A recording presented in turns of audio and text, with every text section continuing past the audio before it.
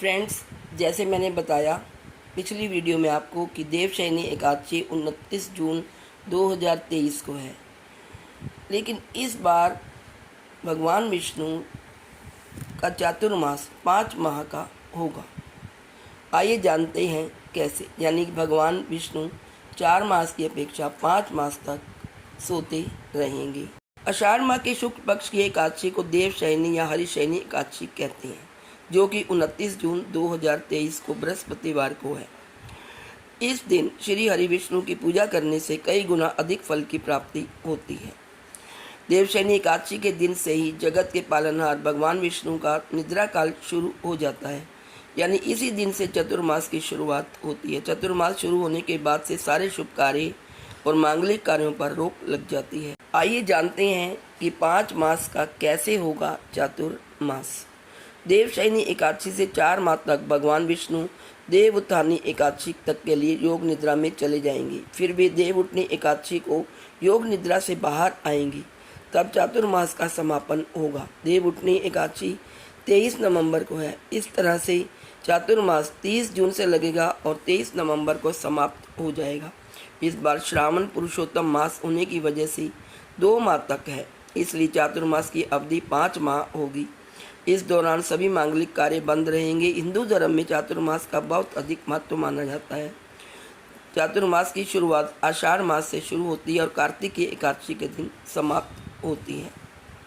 आइए जानते हैं योग निद्रा से कब जानेंगे देव। ज्योतिषियों के अनुसार 4 माह की निद्रा के बाद कार्तिक मास में शुक्ल पक्ष की एकादशी को जब भगवान विष्णु योग निद्रा से उठते हैं, तब फिर से सभी मांगलिक कार्य शुरू हो जाते हैं। देवशयनी एकादशी के दिन भगवान विष्णु की पूजा के अलावा कुछ उपाय करने से जीवन में खुशियां आती हैं। धार्मिक मान्यताओं के अनुसार देवशयनी एकादशी से देवोत्थान एकादशी तक भगवान विष्णु क्षीर सागर में शेषनाग पर विश्राम करते हैं।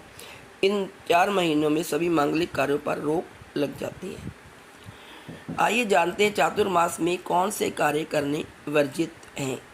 इस दौरान मांगलिक कार्य जैसे कि मुंडन, उपनयन, संस्कार, विवाह इत्यादि जैसे महत्वपूर्ण मांगलिक कार्य रोक दिए जाते हैं। मान्यता है कि भगवान विष्णु के शयन काल में मांगलिक कार्य करने से व्यक्ति को उनका आशीर्वाद प्राप्त नहीं होता है, जिस वजह से विघ्न उत्पन्न होने का खतरा बना रहता है। हर साल चातुर्मास सामान्य रूप से 4 महीने का होता है, लेकिन इस साल अधिक मास होने के कारण चातुर्मास 5 महीने का होगा। यानी कि इस दिन भगवान विष्णु पूरे 5 महीने के लिए योग निद्रा में चले जाएंगे और फिर इसके बाद कार्तिक मास के शुक्ल पक्ष की एकादशी तिथि यानी कि देव उठनी एकादशी के दिन योग निद्रा से जागेंगे। अब भगवान विष्णु करेंगे सृष्टि का संचालन।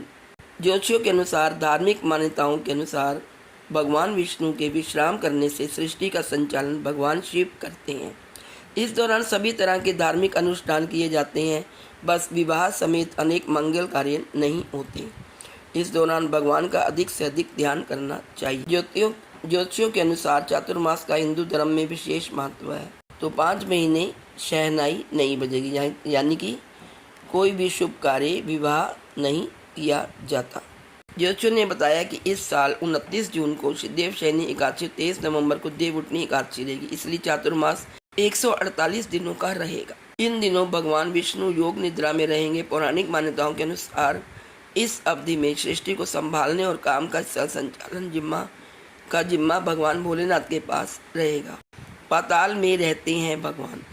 ज्योतिषियों ने बताया कि ग्रंथों के अनुसार पाताल लोक के अधिपति राजा बलि ने भगवान विष्णु से पाताल स्थिति अपने महल में रहने का वरदान मांगा था। इसलिए माना जाता है कि देवशयनी एकादशी से अगले 4 महीने तक भगवान विष्णु पाताल में राजा बलि के महल में निवास करते हैं। इसके अलावा अन्य मान्यताओं के अनुसार शिवजी महाशिवरात्रि तक और ब्रह्मा जी शिवरात्रि से देवशयनी एकादशी तक पाताल में निवास करते हैं। चातुर्मास में तप और ध्यान का विशेष महत्व होता है। इसमें संत लोग एक ही स्थान पर रुककर तप और ध्यान करते हैं। चातुर्मास में यात्रा करने से बचते हैं, क्योंकि यह वर्षा ऋतु का समय होता है। इस दौरान नदी नाले उफान पर होते हैं तथा कई छोटे छोटे कीट उत्पन्न होते हैं।